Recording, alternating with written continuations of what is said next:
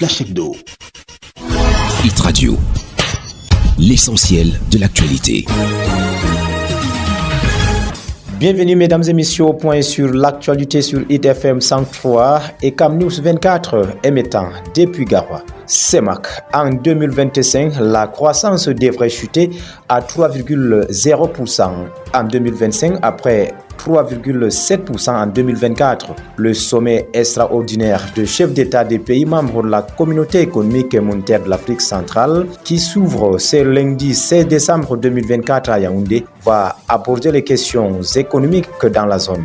Les chefs de la CEMAC vont évoquer la situation économique attendue en 2025 à 3,0% après le 3,7% en 2024. La croissance de la CEMAC devrait se situer à 3,7% en 2024 et 3,0% en 2025 avec la hausse de l'activité pétrolière en 2024 et la bonne tenue de la production non pétrolière à court et moyen terme, notamment dans les activités agricoles et agroalimentaires. Renseigne un document officiel de la présidence de la République sur l'événement. La même source souligne qu'au niveau des pays, le Cameroun reste l'économie la plus résiliente. Trafic des stupéfiants, l'interpellation de 6 individus dans le Nion Ekele. L'opération conduite par la compagnie de gendarmerie des ECA, renforcée par les éléments du peloton 124, a abouti à l'arrestation de 6 individus au quartier Compé 1 dans la ville des ECA. L'exploitation des suspects a permis de découvrir un vaste champ de cannabis dissimulé dans la bananeraie dans le village Joc.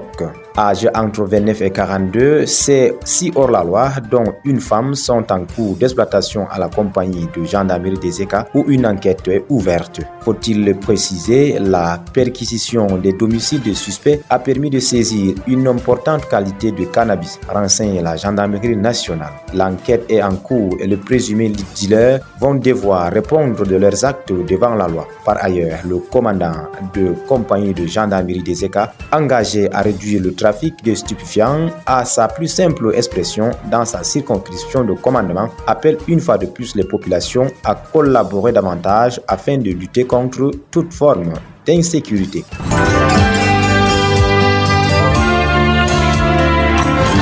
L'actualité internationale. Au-delà des frontières camerounaises au Gambie, la CEDEAO crée un tribunal spécial pour juger les crimes commis sous l'ancien président Yahya Jammeh. La création de ce tribunal spécial a été annoncée à l'issue de la tenue à Abuja ce dimanche 15 décembre 2024 du sommet extraordinaire de la Communauté économique des États de l'Afrique de l'Ouest. À l'annonce de cette décision mettant sur pied le tribunal spécial, la Gambie, à travers le gouvernement, a salué une décision historique de la CEDEAO. En effet, les chefs d'État et de gouvernement de la CEDEAO ont approuvé dimanche, lors d'un sommet à Abuja, la création d'un tribunal spécial chargé de juger les crimes commis en Gambie entre 1994 et 2017 sous l'ex-président Yahya Jammeh. L'ancien dirigeant de la Gambie est aujourd'hui réfugié en Guinée équatoriale depuis sa chute. Selon le ministre de la Justice gambien, cette décision permet aussi l'adoption des statuts du tribunal qui garantira la justice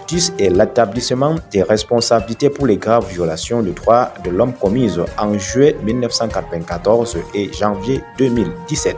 Au Sénégal, Barthélémy Dias promet de mener une longue bataille judiciaire pour redevenir le maire de Dakar. La première étape de la longue bataille dans laquelle Barthélémy Dias et ses proches comptent se lancer pour lui permettre de retrouver son fauteuil de maire de Dakar aura lieu dès ce lundi 16 décembre. Des conseillers municipaux qui jugent que celui-ci occupe légalement et légitimement son poste de maire de la ville de la capitale ont annoncé le vote d'une motion de soutien à sa personne. Voilà, mesdames et messieurs, c'est tout pour le point sur l'actualité de ce matin sur Cam News 24 IDFM. Merci de nous avoir suivis et bon début de semaine à tous. Hit Radio, une info d'avance.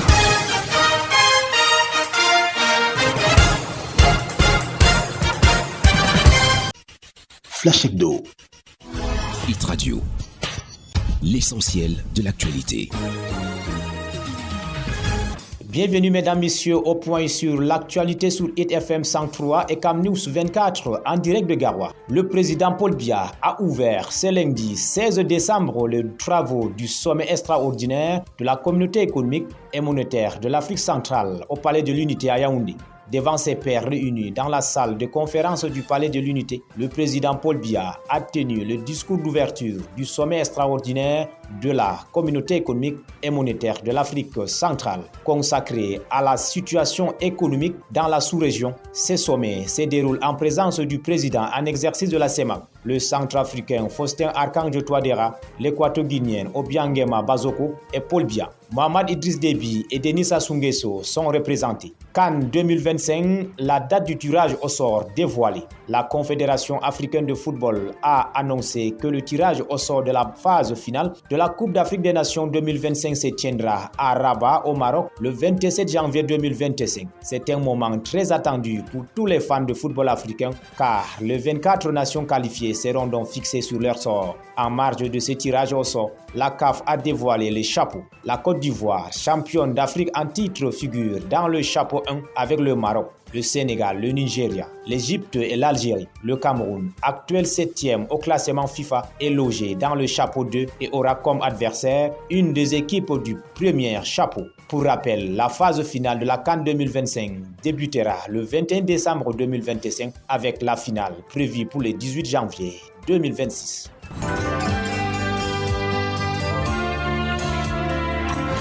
L'actualité internationale. Au-delà des frontières camerounaises présidentielles en Côte d'Ivoire, le patron du PDC répond aux critiques d'un rival déclaré dans son parti. Depuis l'annonce de sa candidature, Jean-Louis Bulon multiplie les sorties au point d'être convoqué devant le conseil de discipline du Parti démocratique de Côte d'Ivoire. Rassemblement démocratique africain, dernier épisode en date, une interview à la chaîne de télévision privée NCI. L'homme d'affaires y juge que le patron du PDC ne peut pas gagner la présidentielle. Principal argument, Tijani Thiam est resté loin du pays pendant 22 ans.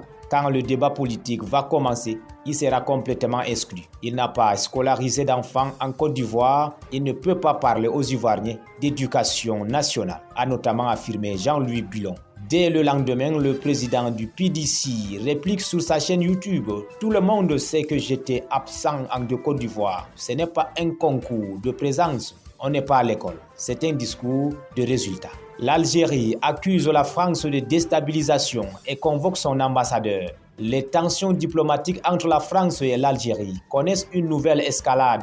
Le ministre ivoirien des Affaires étrangères a officiellement accusé la France de tentatives de déstabilisation suite à des revendications sur des opérations présumées menées par les services de renseignement. En effet, le ministre algérien des Affaires étrangères a convoqué l'ambassadeur français pour une sévère mise en garde, dénonçant des opérations et manœuvres agressives de la part de la France. À Paris, le ministre français des Affaires étrangères Jean-Noël Barrot a qualifié ces accusations de fantaisistes et a assuré l'ambassadeur de France en Algérie, Stéphane Romand, du soutien de Paris. Cette nouvelle crise diplomatique intervient dans un contexte déjà tendu entre les deux pays, marqué par des désaccords sur des questions régionales et historiques. Les observateurs craignent que cette escalade ne compromette davantage les relations bilatérales et n'affecte la coopération dans les domaines clés comme la sécurité et l'économie. Annoncé en France depuis quelques mois, le président Abdelmajid Tebboune a finalement annulé son voyage dans l'Hexagone où il devait rencontrer son homologue français Emmanuel Macron. Voilà, mesdames et messieurs, c'est tout pour le point sur l'actualité de ce matin sur IDFM 103 et Cam News 24. Merci de nous avoir suivis et à bientôt. Hit Radio, une info d'avance.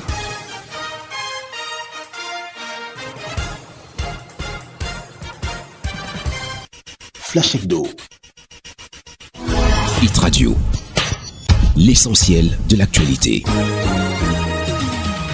Pas d'essai. Dernière ligne droite pour sauver un projet essentiel à l'éducation. Dans une note d'information du ministère des Enseignements secondaires, l'on apprend qu'au cours de la session, les participants ont suivi tour à tour le discours d'ouverture du ministre des Enseignements secondaires, coprésidente du comité de pilotage, la lecture et l'adoption du rapport général, la lecture et l'adoption du compte rendu de l'exécution des recommandations du deuxième comité de pilotage tenu le 10 janvier 2024, la lecture et l'adoption présentation du bilan des activités de l'exercice 2024 ainsi que la revue et l'adoption du plan d'audit interne. La coordination générale n'a pas manqué de leur servir également le rapport de la gestion financière de 2024 ainsi que le budget prévisionnel de 2025 en vue de son adoption. Rappelons que le projet d'appui au développement de l'enseignement secondaire et des compétences pour la croissance et l'emploi PADC est un projet quinquennal lancé en 2021 avec le soutien de la Banque mondiale. Un emprunt de l'État du Cameroun auprès de la Banque mondiale à hauteur de plus de 70 milliards de francs CFA en vue de soutenir le développement de l'enseignement secondaire ainsi que le programme de développement des compétences. Structuré autour de 4 composantes, il a pour objectif d'améliorer l'accès équitable à un enseignement secondaire de qualité et à une formation technique et professionnelle adaptée au marché, avec un accent sur les filles. Le projet met particulièrement un accent sur les filles vulnérables et sur les autres apprenantes défavorisées des zones à faible niveau de scolarisation, y compris les apprenants des places internes ou réfugiés des régions du Nord-Ouest et du Sud-Ouest. Le programme est censé s'achever le 31 décembre 2021, mais à date, presque 4 ans depuis son lancement, à 12 mois de sa clôture, l'on parle de 44% de travaux d'exécution, ce qui n'est plus du tout ni des observateurs, ni des parties à l'exécution, ni du partenaire, la Banque mondiale, encore moins des maîtres d'ouvrage d'une raison du boulot exprimé ce jour par le ministre des Enseignements secondaires, professeur Maloba Dioma. La République du Cameroun va abriter la prochaine conférence ministérielle de l'OMS. Au cours de ces événements, les ministres du commerce du monde entier se réunissent pour tenter de parvenir à des accords visant à établir ou à mettre à jour des nouvelles règles commerciales. Selon l'agence de presse Reuters, citant le communiqué de l'OMC, l'ambassadeur du Cameroun, Salomon Ehed, a déclaré lors de la réunion de Genève en Suisse qu'il espérait que l'événement prévu du 26 au 29 mars 2026 serait l'occasion de montrer au monde le potentiel du Cameroun et de l'Afrique en matière d'investissement et de développement durable. Au cours de cette même réunion de 2024 qui a eu lieu la semaine dernière, la directrice générale de l'OMC, Ngozi Okonjo-Iweala, reconduite dans ses fonctions en novembre pour un second mandat, a déclaré que les négociateurs avaient besoin d'une nouvelle approche des négociations afin de sortir de l'impasse actuelle.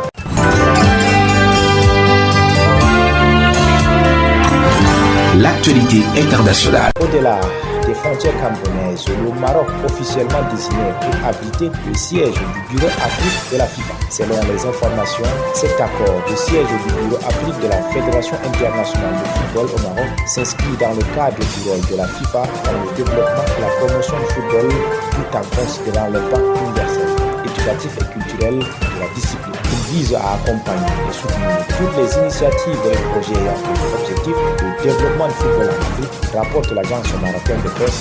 Le rapport soutient que la signature de cet accord par le Maroc reflète l'engagement constant du Royaume pour promouvoir le football et confirme le rôle clé de la FRMF en tant que membre de la FIFA.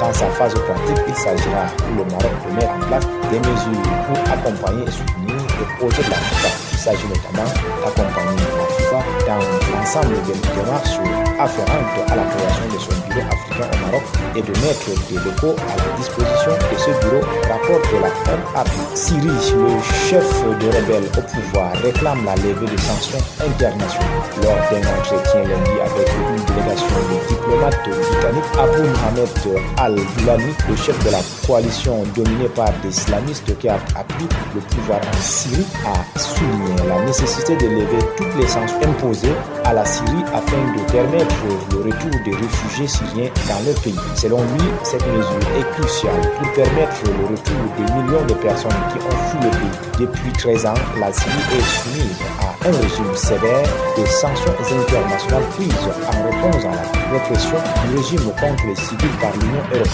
les États-Unis, la Ligue arabe, mais aussi des pays comme le Canada, l'Australie ou la Suisse. Voilà, mesdames et messieurs, c'est tout pour le point sur l'actualité de ce matin sur IDFM 103 et Cam News 24.